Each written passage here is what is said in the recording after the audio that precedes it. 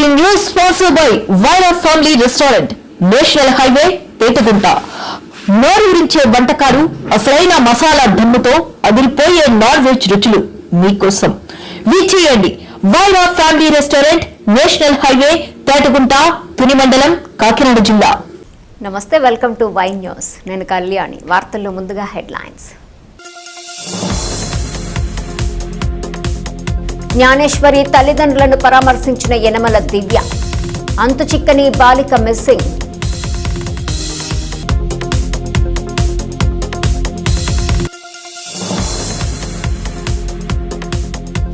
మధురపూర్లో pilot training centre కు భూమి పూజ. యువతకు ఉపాధి అవకాశాలు మెరుగుపడతాయన్న పురంధరేశ్వరి.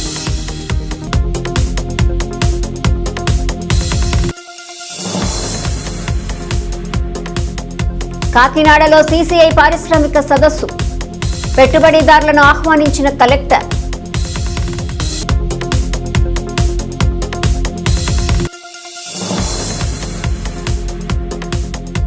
కాకినాడ గాంధీనగర్లో యోగాంధ్ర. పాగానంద్ ఆధ్వర్యంలో యోగాసనాలు. తుని మండలం దొండబాక పంచాయతీ శివారు సిహెచ్ అగ్రహారం చిన్నారి జ్ఞానేశ్వరి జాడ ఇంకా తెలియలేదు. నిన్న ప్రభుత్వ విప్ శ్రీమతి యనమల దివ్య బాలిక తల్లిదండ్రులను పరామర్శించి ధైర్యం నూరిపోశారు. ఘటనపై డీఎస్పీ తిలక్ను అడిగి తెలుసుకున్న ఎమ్మెల్యే సెర్చ్ ఆపరేషన్పై ఆరా తీశారు. పాప ఆచూకీ లభించేంత వరకు గాలింపు చర్యలు కొనసాగించాలని పోలీసు యంత్రాంగాన్ని ఆదేశించారు. పోలీసు యంత్రాంగం సర్వశక్తులు ఒడ్డి అణువు శోధిస్తున్నారు. అయినా జ్ఞానేశ్వరి జాడ దొరకడం లేదు. తుని మండలం దొండవాక పంచాయతీ శివారు సిహెచ్ అగ్రహారంలో కన్నబిడ్డ అదృశ్యమై 4 రోజులైనా ఆచూకీ లభించకపోవడంతో తల్లడిల్లుతున్న జ్ఞానేశ్వరి తల్లిదండ్రులను ప్రభుత్వ విప్ శ్రీమతి యనమల దివ్య పరామర్శించారు. చిన్నారి అదృశ్యమైన కొద్ది గంటలకే సమాచారం తెలుసుకున్న యనమల దివ్య పోలీసు యంత్రాంగాన్ని అలర్ట్ చేశారు. పెద్దాపురం డీఎస్పీ పర్యవేక్షణలో రూరల్ సీఐ చెన్నకేశ్వరరావు ఆధ్వర్యంలో పోలీసు యంత్రాంగం కొండ ప్రాంతాన్ని జల్లెడపట్టారు. పాప ఆచూకీ కోసం యనమల దివ్య నిరంతరం పోలీసు అధికారులతో సంప్రదిస్తూనే ఉన్నారు. ఎమ్మెల్యే ఆదేశాల మేరకు ఎన్డీఆర్ఎఫ్ స్పెషల్ బృందాలు రంగంలోకి దిగి అణువణువు గాలించారు. అయినా పాప ఏమైందో అంతు చిక్కని ప్రశ్నగా మిగిలింది. ఈ నేపథ్యంలో ప్రభుత్వ విప్ శ్రీమతి యనమల దివ్య జ్ఞానేశ్వరి తల్లిదండ్రులకు మనోధైర్యం ఇచ్చేందుకు సిహెచ్ అగ్రహారం వచ్చారు. చిన్నారి తల్లిదండ్రులను పరామర్శించిన ఎమ్మెల్యే జ్ఞానేశ్వరి ఏ సమయంలో అదృశ్యమైంది, ఏ దారిలో చివరిసారిగా వెళ్ళింది తదితర అంశాలను అడిగి తెలుసుకుని ఆ ప్రాంతాలను పరిశీలించారు. పాప ఆచూకీ కోసం చేస్తున్న సెర్చ్ ఆపరేషన్ గురించి డీఎస్పీ ఎమ్మెల్యే యనమల దివ్యకు వివరించారు. ఈ సందర్భంగా యనమల దివ్య మాట్లాడుతూ జ్ఞానేశ్వరి క్షేమంగా అమ్మ ఒడికి చేరాలని భగవంతుణ్ణి ప్రార్థించారు. బాలిక మిస్సింగ్ పై అన్ని కోణాల్లో పోలీసులు సమగ్రంగా దర్యాప్తు చేస్తున్నారని చెప్పారు. జ్ఞానేశ్వరి ఆచూకీ లభించేంత వరకు ఆపరేషన్ కొనసాగుతుందని స్పష్టం చేశారు. అందరికీ నమస్కారం. సిహెచ్ అగ్రహారంలో నిజంగా ఒక సాడ్ బాధాకరమైన విషయం జరిగింది. ఒక ఇన్సిడెంట్. చిన్న పసిపాప, ఒక 2 years పసిపాప అనేది పాప మిస్ అవ్వడం చాలా బాధాకరం. ఎందుకు మిస్ అయిందా అని చెప్పేసి గత 5 రోజుల నుంచి వాళ్ళ 5వ రోజు మిస్ అయ్యి పాప 6th June నాడు మిస్ అయింది. దాదాపు 12 గంటల సమయంలో మిట్ట మధ్యాహ్నం. వాళ్ళ నాన్నగారితో ఆ పాపకు చాలా అటాచ్మెంట్ ఉంది. వాళ్ళ నాన్నగారు పనికి వెళ్తున్నారని చెప్పేసి వాళ్ళ నాన్నగారు వెనకాలే పరిగెత్తింది ఆ పాప. బట్ స్టిల్ పాప పనికి వచ్చేసింది అని చెప్పేసి వాళ్ళ నాన్నగారు మళ్ళీ ఇంటికి దేపెట్టడం జరిగింది. వాళ్ళ తల్లికి కూడా అప్పచెప్పడం జరిగింది.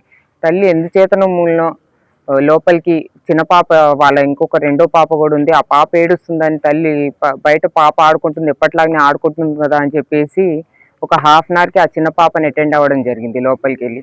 ఈ 1/2 hour 11:50 to 12:20 పీరియడ్లో ఈ 1/2 hourలోనే ఆ పాప మిస్ అవ్వడం జరిగింది. తర్వాత వాళ్ళ నాన్నగారికి కూడా 12:20 కాల్ వచ్చింది ఇలా పాప మిస్ అయినట్టు. అప్పటి నుంచే మన పోలీస్ వాళ్ళు కూడా చాలా యాక్టివ్గా ఒక 150 మెంబర్స్ని కూడా డిప్లాయ్ చేసి ఇక్కడ వాళ్ళని సర్చింగ్లో పెట్టడం కూడా జరిగింది. మొత్తం అంత పాప కనిపించే వరకు కూడా ఎస్పీ గారి ఆదేశాలు అలాగే మా ఆదేశాలు కూడా ఉన్నాయి. పాప కనిపించే వరకు కూడా ఈ ఆపరేషన్ కొనసాగించమని చెప్పేసి. ఈ ప్రాంతం ఒకసారి మనం చూసుకుంటే ప్రాంతం కూడా చాలా మారుమూల ప్రాంతం. ఇంకా నెక్స్ట్ వచ్చేసి కొండ, దాదాపు కొండ. మీకు కొన్ని కూటమి ప్రభుత్వ 2 ఏళ్ల పాలనలో పాయకరావుపేట నియోజకవర్గంలో ప్రగతి నిచ్చెనలు పరిచామని హోంమంత్రి వంగలపూడి అనిత చెప్పారు. ఈ 2 ఏళ్లలో జరిగిన అభివృద్ధి కార్యక్రమాలపై నక్కపల్లిలోని క్యాంప్ కార్యాలయంలో ముద్రించిన ఫోటో గ్యాలరీతో వివరించారు.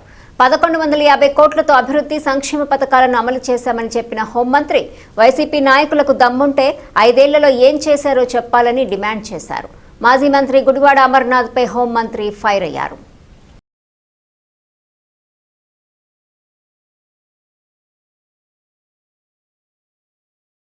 మాట్లాడుతున్నారు ఏంటి? పాయకరావుపేట అనిత వాళ్ళ ఇంటికి వెళ్తే, హోంమంత్రి ఇంటికి వెళ్తే ఏంటి 15 లక్షల ఉద్యోగాలు అంటే గుడ్డు పగలగొట్టడం కూడా మాకొచ్చు. గుడ్లు పగలగొట్టడం అన్ని కూడా మాకొచ్చు. నేను మాట్లాడుకోవాలనుకుంటా. కానీ ఒకటి చెప్తున్నా, మంచి చేస్తున్నాం. ఇండస్ట్రియల్ మినిస్టర్ గా 2.5 సంవత్సరాల ఇండస్ట్రియల్ మినిస్టర్ ఉన్నాడు ఆయన. ఇండస్ట్రియల్ మినిస్టర్ గా పకోడీ బజ్జీ కొట్లు, లేకపోతే ఇంకోటి ఏంటి ఆ రోజు ఏదో చేసే సమోసాల కొట్ల ఏదో చేశాడు. మా వాళ్ళు చెప్తారు బాగా మంచిగా. ఆ పానీపూరి బళ్ళు అవి కాదు నేను తీసుకొచ్చినవి. నేను వాటిని తక్కువ చేసి మాట్లాడట్లే. అక్కడికి వెళ్ళి అందులో ఉన్న వాటన్నిటిని చదవడానికి నీకు గంట పట్టిద్ది. ఈరోజు మాట్లాడితే విమర్శలు కాదండి, దయచేసి నేను చెప్తున్నా. చదువుకున్న వాళ్ళు మీరు కూడా, విజ్ఞత కలిగిన వాళ్ళు మీరు కూడా. ఈ రోజు ఎవరి హయాంలో ఎన్ని వస్తున్నాయి అన్నది, ఇది మన ప్రాంతం అబ్బా. పార్టీలు పక్కన పెట్టండి, మన ప్రాంతం అభివృద్ధి జరుగుతుంది, దాన్ని స్వాగతించండి.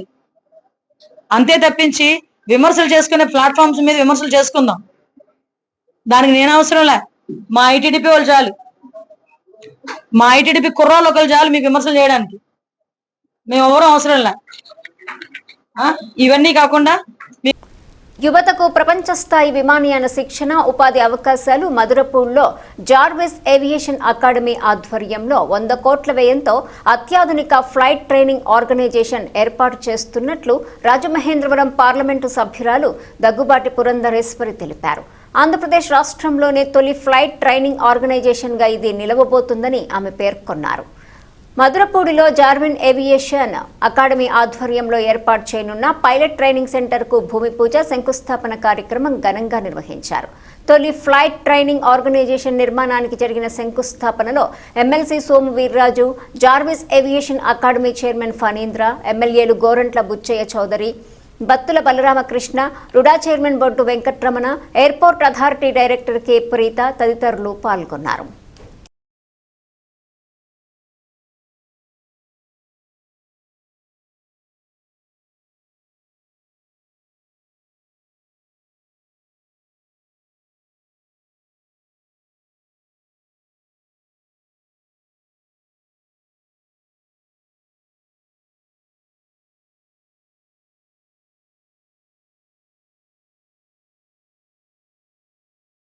నరేంద్ర మోడీ గారు ప్రధాని అయిన తర్వాత ఈ 10 సంవత్సరాల కాలంలో ఆ సంఖ్య పెరిగి ఇవాళ 166 ఎయిర్పోర్ట్లు దేశవ్యాప్తంగా కూడా ప్రారంభించుకోవడం జరిగింది. ఇది ప్రధానంగా ఉడాన్ కార్యక్రమం కింద.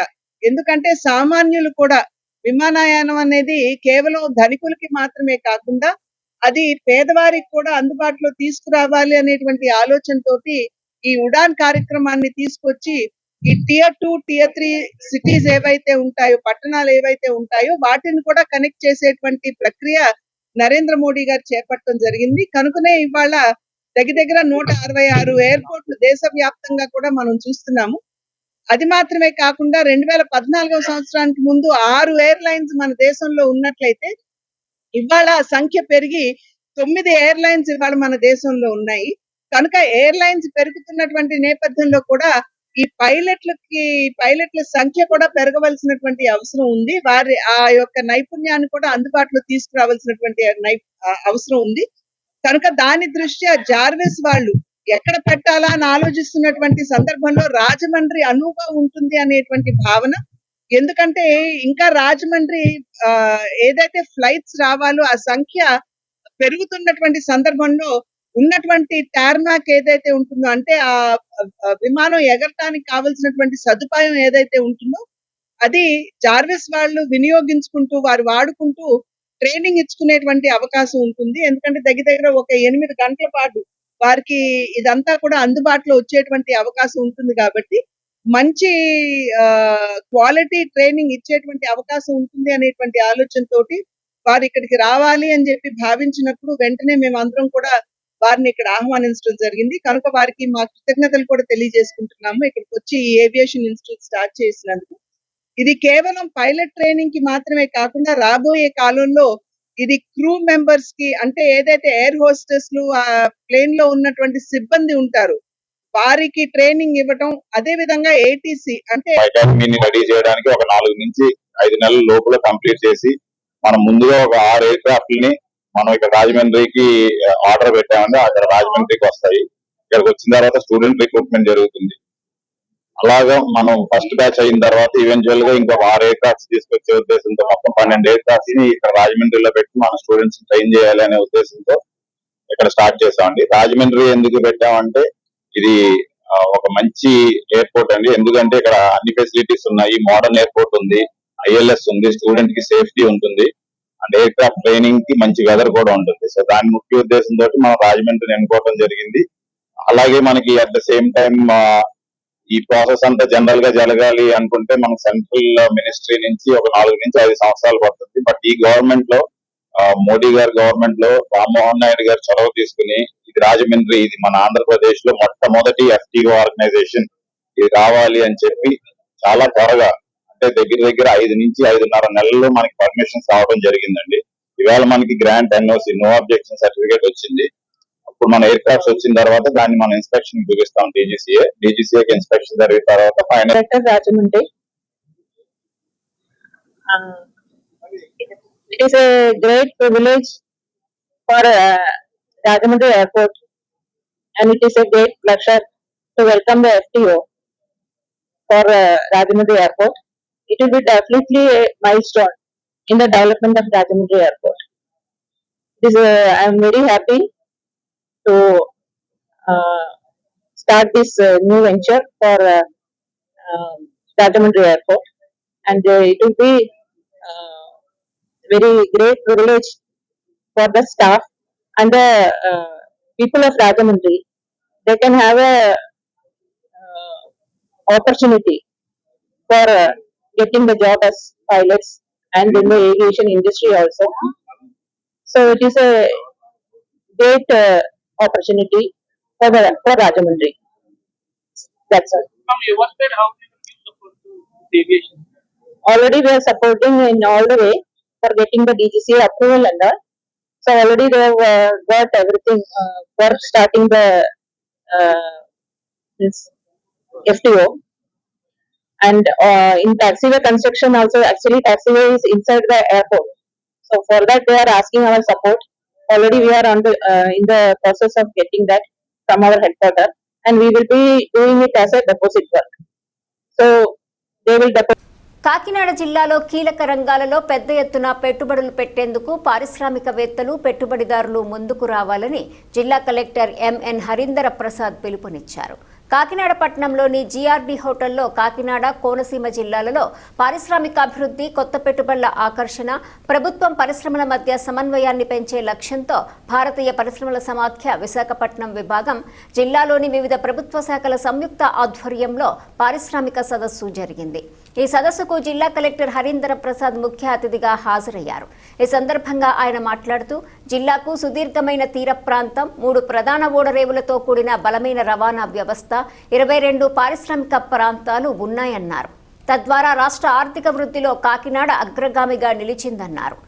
జిల్లాలో 3 పోర్టులు, 22 ఇండస్ట్రియల్ పార్కులు, ప్రత్యేక ఆర్థిక మండలిలో భారీ పరిశ్రమలకు అవసరమైన ప్రపంచ స్థాయి మౌలిక వస్తువులు, భూమి సిద్ధంగా ఉన్నాయన్నారు. Was the most populous town in the entire Andhra Pradesh. Not Hyderabad, not Visakhapatnam, not Tirupati, not Vijayawada.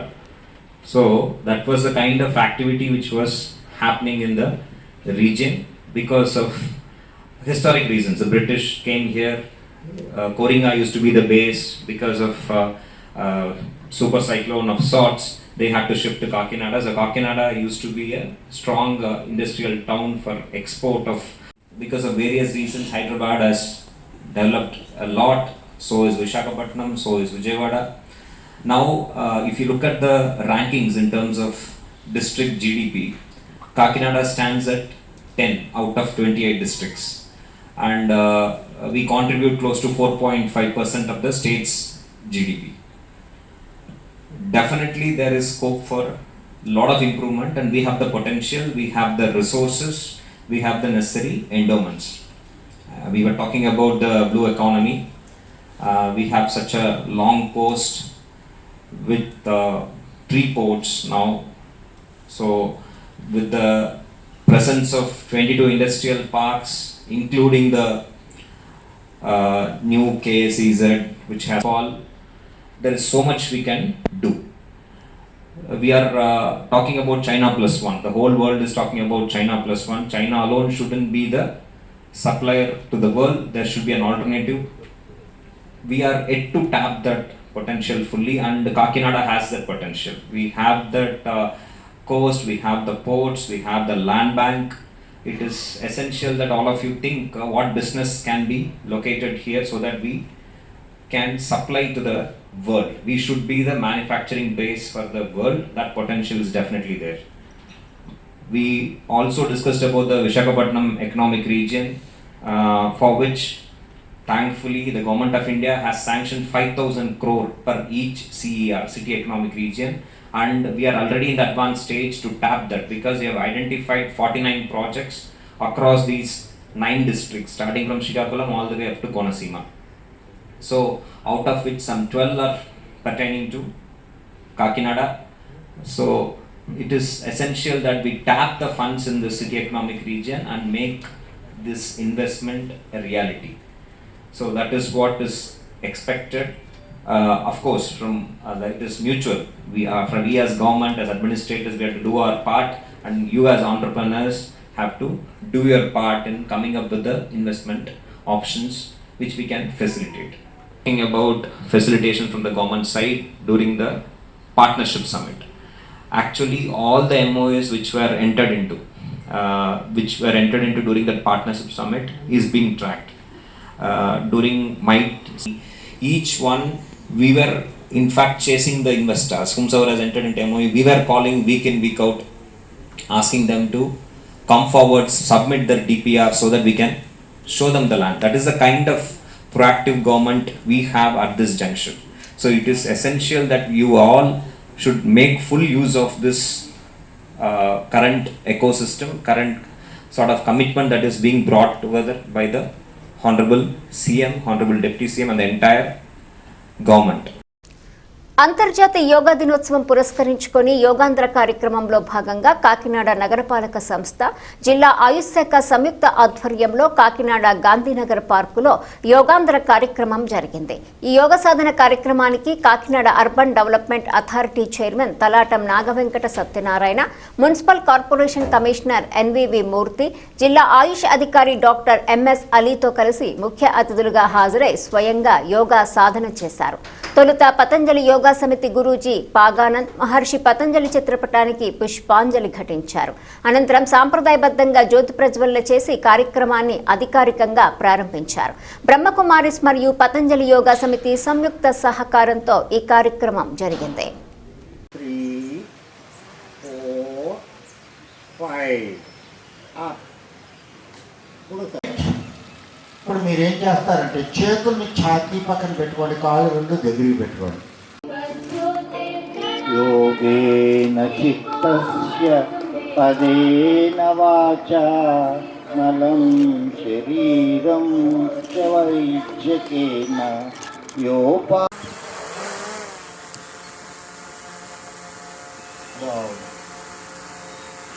మూడవసారి చూడండి.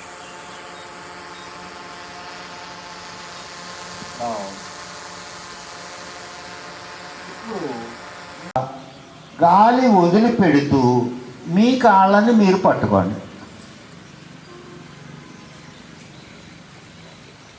నాకు ఎదుటి వాళ్ళు ఓపికగా దీన్ని అంగీకరించినటువంటి పరిస్థితి ఎందుకు వచ్చింది అని చెప్పంటే, ఆరోగ్యం అనేటటువంటిది చాలా అవసరం. Yoga is an alternative medicine. Alternative మెడిసిన్గా మనం యోగాను కనుక చేసుకున్నట్లయితే మెడిసిన్ యొక్క అవసరం కూడా రానటువంటి పరిస్థితులను మనం తెచ్చుకోవచ్చు. స్థానిక సంస్థల ఎన్నికల్లో తెలుగుదేశం పార్టీ విజయమే లక్ష్యంగా టీడీపీ నాయకులు, కార్యకర్తలు పనిచేయాలని AP oil seeds federation chairman, Pendurthi నియోజకవర్గ టీడీపీ ఇన్ఛార్జ్ గండి బాబ్జీ పిలుపునిచ్చారు. సబ్బవరం మండల దేశం పార్టీ అధ్యక్షులు గండి ముత్యాల నాయుడు ఆధ్వర్యంలో జరిగిన కార్యకర్తల సమావేశంలో ఆయన ముఖ్య అతిథిగా పాల్గొని మాట్లాడుతూ కూటమి ప్రభుత్వం ప్రవేశపెట్టిన అభివృద్ధి సంక్షేమ పథకాలను ప్రజల్లోకి విస్తృతంగా తీసుకెళ్లాలన్నారు. పార్టీ బలోపేతానికి ప్రతి కార్యకర్త కృషి చేయాలని సూచించారు. ఈ నెల 15 నుంచి జరగనున్న ఓటర్ జాబితా సవరణ కార్యక్రమంలో పార్టీ నాయకులు కార్యకర్తలు చురుగ్గా పాల్గొని అర్హులైన ఓటర్ల పేర్లు నమోదు చేయించాలని కోరారు. అందరికీ నమస్కారం. ఈరోజు మా పార్టీ ఆదేశాల మేరకు ప్రతి బుధవారం ఏదో ఒక మీటింగ్, పార్టీ మీటింగ్ జరగాలనే ఉద్దేశంతో మొదటి బుధవారం గ్రామ స్థాయిలోనూ, రెండవ బుధవారం మండల స్థాయిలోనూ, మూడవ బుధవారం నియోజకవర్గ స్థాయిలోనూ, నాలుగవ బుధవారం పార్లమెంట్ స్థాయిలో ఈ కార్యకర్తల నాయకుల సమావేశాలు పెట్టాలని పార్టీ ఆలోచించిన మీదట ఈరోజు మరి మండల స్థాయిలో సబ్బవరంలో ఈ మండల కార్యకర్తల సమావేశంలో పాల్గొనడం జరిగింది. ఇందులో భాగంగా సరళ సెన్సిటివిటీ మధ్యనే ఒక పాపులర్ వర్డ్ మనందరికీ వినిపిస్తుంది. అది పశ్చిమ బెంగాల్ ఎన్నికల కమిషన్ కూడా దీని మీద పెద్ద రమస జరిగి ఈరోజు ఎలక్షన్ కమిషన్ కూడా ఒక సరైన గైడ్లైన్స్ ఇచ్చి ఈ సరళ అంటే స్పెషల్ ఇంటెన్సివ్ రివ్యూ అని పెట్టారు. చాలామందికి అర్థం అవుతుంది ఏంటో ఇది.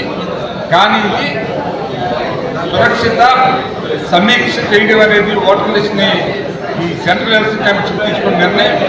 ఆ సమీక్షలో భాగంగా దొంగ ఓట్లు, అట్లాగే 2 సార్లు నమోదు చేసిన ఓట్లు, లేదా ఓటర్లు నమోదు కాకుండా ఉండిపోయిన ఓట్లు, లేదా ఎన్ఆర్ఐస్ ఎవరైనా ఓటర్లో ప్రవేశించిన ఓట్లు కూడా ఎలా తొలగించాలి, ఉన్న ఓట్లను ఎలా క్రమబద్ధీకరించి లిస్టులో ఎలా పెట్టుకోవాలి, తర్వాత మన కుటుంబ సభ్యులు కూడా ఎక్కడెక్కడో ఉంటారు, ఉద్యోగాలు చేస్తూ ఉంటారు, కుటుంబం గ్రామంలో ఉంటుంది, వీళ్ళందరినీ కూడా ఒక దగ్గర చేర్చి ఎలా దీన్ని ఈ ఓటర్ లిస్టులో చేర్చాలనే ప్రక్రియ మొదలుపెట్టారు. కాబట్టి దానిలో భాగంగానే ఈ సరళ కార్యక్రమాన్ని మండల లెవెల్లో బిఎల్ఓలు, బిఎల్ఏ సహకారంతో మరందరి అన్ని రాజకీయ పార్టీకి ట్రైనింగ్ కూడా ఇవ్వడం జరిగింది. ఆ విధంగా ఈరోజు కూడా మరి నియోజకవర్గ స్థాయిలో కూడా ఈ ట్రైనింగ్ ఏర్పాటు చేశారు. కొంతమంది మరి వెళ్ళడం జరిగింది. ముఖ్యంగా ఈరోజు సమస్య ఏంటంటే మా కార్యకర్తల మీటింగులో ఇక్కడ అన్నీ కూడా కష్టకాలు మాట్లాడుకొని ఫర్దర్గా ఈ గవర్నమెంట్ ఏదైతే అభివృద్ధి చేస్తూ ఉందో సంక్షేమ పథకాలు కానీ ఇతర పథకాలు కానీ ప్రజల్లోకి తీసుకువెళ్ళి ఈనాటికి ఈ ప్రభుత్వం ఏర్పడి ఈ ఎన్డీఏ ప్రభుత్వం ఏర్పడి 2 సంవత్సరాలు అయింది. కాబట్టి ఈ 2 సంవత్సరాల్లో ఏవైతే పథకాలు అమలు చేశామో అవన్నీ కూడా ఈ సమావేశం ఏర్పాటు చేశాం. పార్టీ కూడా ఒక షెడ్యూల్ ఇచ్చింది. ఆ షెడ్యూల్ ప్రకారం కూడా ప్రజల్లోకి మేము ఇచ్చిన హామీలు ఏవైతే అమలు చేశామో అవన్నీ కూడా సూచన తప్పకుండా ప్రజలకు వివరించాలనే ఉద్దేశంతో ఈ సమావేశం ఏర్పాటు చేశాం. ఆ విధంగా మాకు ప్రభుత్వం పార్టీ ఇచ్చిన కార్యక్రమాలు అమలు చేస్తూ ప్రజలకు తీసుకొస్తాం. కాబట్టి దీనిలో భాగంగా ప్రెస్ వారు మీరందరూ కూడా మరి మీడియా వాళ్ళు అందరూ కూడా సహకరించి దీనికి మీ యొక్క తోడ్పాటు అందిస్తారు కోరుతున్నాం. సార్ 164గా చెప్తా ఉన్నారు మా యువ నాయకులు లోకేష్ గారు. అలాగే పవన్ కళ్యాణ్ గారు కూడా చాలా సందర్భాల్లో చెప్పారు. రాబోయే ఎన్నికలు ఏవైతే అవనివ్వండి, వార్డు మెంబర్ అవనివ్వండి, పంచాయతీ అవనివ్వండి, మున్సిపాలిటీ అవనివ్వండి, కౌన్సిలర్ అవనివ్వండి, కార్పొరేటర్ అవనివ్వండి, ఎమ్మెల్సీ అవనివ్వండి, ఎంపీ అవనివ్వండి, ఏ ఎన్నిక జరిగినా ప్రతి ఎన్నిక కూడా మనమే గెలవాలనే స్ఫూర్తితో ఇవాళ ఎన్డీఏ నాయకులందరూ కూడా పనిచేస్తూ ఉన్నారు. కాబట్టి కార్యకర్తలు నాయకులు కూడా మీరు అట్లాగే పనిచేసి రేపు రాబోయే ఎలక్షన్స్లో అన్ని ఎలక్షన్లు గెలవాలనే ఉద్దేశంతో పనిచేయాలని చెప్పారు. మన పేరు వేరే పుట్టు ఉన్నా కానీ ఎప్పుడో మన గ్రామం వదిలేసి ఎక్కడో ఉంటున్నా. ప్రధాని నరేంద్ర మోదీ 12 ఏళ్లు భారతదేశంలో విజయవంతంగా సుపరిపాలనను అందించిన శుభ సందర్భాన్ని పురస్కరించుకొని బీజేపీ సీనియర్ నాయకులు ప్రముఖ పారిశ్రామికవేత్త చొక్కాకుల వెంకట్రావు దుర్గాలమ్మ అమ్మవారి గుడిలో అమ్మవారిని దర్శించుకొని ప్రధాని నరేంద్ర మోదీ పేరున ప్రత్యేక పూజలు నిర్వహించారు. ఈ సందర్భంగా ఆయన మాట్లాడుతూ నరేంద్ర మోదీ ప్రధానిగా 12 ఏళ్ల పాలనలో అనేక రంగాలలో చారిత్రాత్మక కార్యక్రమాలు చేపట్టి దేశానికి మేలైన సేవలు అందించారన్నారు. భారతదేశానికి ఓ దిక్సూచి మోడీ పాలన అన్నారు. రోడ్లు అనుసంధానం చేసిన ఘనత ప్రధానికే దక్కిందన్నారు.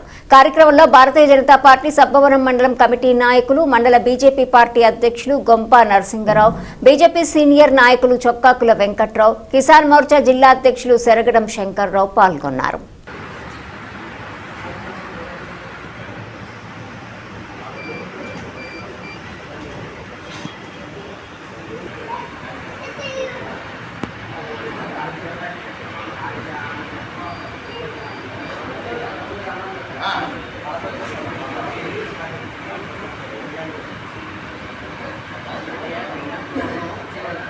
నమస్కారం. మా జాతీయ పార్టీ ఆదేశాల మేరకు శ్రీ గౌరవ ప్రధానమంత్రి వర్యులు శ్రీ నరేంద్ర మోడీ గారు ఈ భారతదేశంలో ఎవ్వరూ కూడా ఇంతకాలం పనిచేసినటువంటి దాఖలాలు లేవు. 12 సంవత్సరాలు పూర్తి చేసుకొని ప్రపంచ దేశంలో ఒక ఆకర్షణీయమైనటువంటి వ్యక్తిగా, ఒక ప్రధానమంత్రిగా ఈరోజు ప్రపంచ దేశాలే ఈ భారతదేశం వైపు చూసేటట్టుగా ఆయన పరిపాలన దక్షత చూస్తూ ఉంటే మనకు అర్థమవుతా ఉన్నది. ఈరోజు ఈ కార్యక్రమం సబ్బవరం మండలంలో శ్రీ దుర్గాదేవి ఆలయంలో మా మండల అధ్యక్షులు శ్రీ గొంప నరసింగరావు గారి అధ్యక్షతన, అలాగే సెరగడం శంకర్రావు గారు మరి ఈ కార్యక్రమానికి ముఖ్య అతిథులుగా విచ్చేశారు. అలాగే ఇంకొక ముఖ్య అతిథులుగా మరి సామ్రాట్ కుమార్ గుట్టువాడ, అలాగే చాలామంది మరి ఈ కార్యక్రమానికి హాజరవ్వడం జరిగింది. ఎందుకంటే మనం చూస్తూ ఉన్నాం ఈ 12 సంవత్సరాల నుంచి ఇది 3వ పర్యాయం ప్రధానమంత్రిగా ఆయన పరిపాలన చేస్తూ ఉన్నది. గతంలో ఎప్పుడు ఎవ్వరూ చేయలేని విధంగా ఈ రోజున ఈ పరిపాలన చూస్తూ ఉన్నాం. ముఖ్యంగా పేద ప్రజలు, అణగారిన వర్గాల వారికి, అట్టడుగున్నటువంటి వర్గాల వారికి ఈరోజు పెద్దపీట వేస్తున్నటువంటి తీరును మనం చూస్తూ ఉన్నాం. మరి గతంలో కాంగ్రెస్ పార్టీ మరి ఏదైతే ఈ ఎన్ఆర్జీఎస్, ఎందుకంటే వలసలను అడ్డుకోవాలనే ఉద్దేశంతో ఆ రోజు కాంగ్రెస్ ప్రభుత్వం చాలా తక్కువ 100 రూపాయలు ఇచ్చినటువంటి పరిస్థితి మనం చూసాం ఎన్ఆర్జీఎస్ కూలీల వారికి. ఈరోజు దాన్ని మరి సుమారు అది 100 రోజులు ఇచ్చినటువంటి పరిస్థితి. ఈరోజు దాన్ని గౌరవ ప్రధానమంత్రి వర్యులు శ్రీ నరేంద్ర మోడీ గారు 120 రోజులు చేసినటువంటి సందర్భం మనం చూస్తూ ఉన్నాం. ఎందుకంటే ప్రతి పేదవాడిని ఆదుకోవాలి, ప్రతి రైతాంగాన్ని ఆదుకోవాలి, ప్రతి అట్టడుగునటువంటి ప్రతి వ్యక్తిని ఆదుకోవాలనే ఉద్దేశంతో ఈరోజు 125 రోజులు పరిదినాన్ని పెంచి సుమారు ఈరోజు నేను అడిగాను ఎన్ఆర్జీఎస్ కూలీల వాళ్ళని, నెలకి ఆన్ యావరేజ్ రోజుకి 250 రూపాయల నుంచి 300 రూపాయల వరకు మనకు వస్తూ ఉన్నది. అంతేకాకుండా ఈ సబ్బవరం మండలంలో అత్యాధునికమైనటువంటి 3 యూనివర్సిటీలు మన పక్కనే, ఎందుకంటే సబ్బవరం మండలంలో కేంద్ర యూనివర్సిటీలు 3 ఇవ్వడం చాలా గొప్పతనం. ఎందుకంటే ఇక్కడ ఉన్నటువంటి లా యూనివర్సిటీ కానీ, మ్యారిటైమ్ యూనివర్సిటీ కానీ, అలాగే పెట్రోలియం యూనివర్సిటీ కానీ ఈరోజు మనం చూస్తూ ఉన్నాం. కోతవేటు దూరంలో ఈరోజు ఈ మారుమూల గ్రామానికి, ఈ మారుమూల ప్రాంతానికి 3 యూనివర్సిటీలు వచ్చాయంటే దానికి కారణం మరి శ్రీ నరేంద్ర మోడీ గారు. ఈరోజు రోడ్లు కానీ అనేక విధాలుగా అభివృద్ధి పరుస్తున్నటువంటి శ్రీ నరేంద్ర మోడీ గారు ప్రధానమంత్రి గారికి వార్తలు ముగించే ముందు హెడ్లైన్స్ మరోసారి. జ్ఞానేశ్వరి తల్లిదండ్రులను పరామర్శించిన యనమల దివ్య, అంతు చిక్కని బాలిక మిస్సింగ్.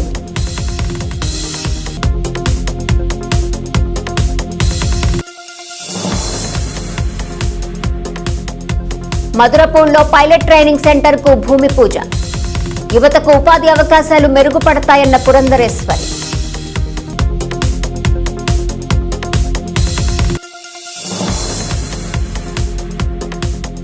కాకినాడలో సీసీఐ పారిశ్రామిక సదస్సు. పెట్టుబడిదారులను ఆహ్వానించిన కలెక్టర్.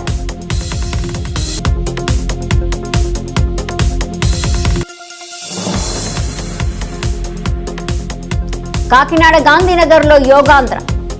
పాగానంద్ ఆధ్వర్యంలో యోగాసనాలు. ఈ వార్తలు ఇంతటితో సమాప్తం. తిరిగి ప్రసారమయ్యే వై న్యూస్లో మళ్ళీ కలుసుకుందాం. అంతవరకు సెలవు. నమస్కారం.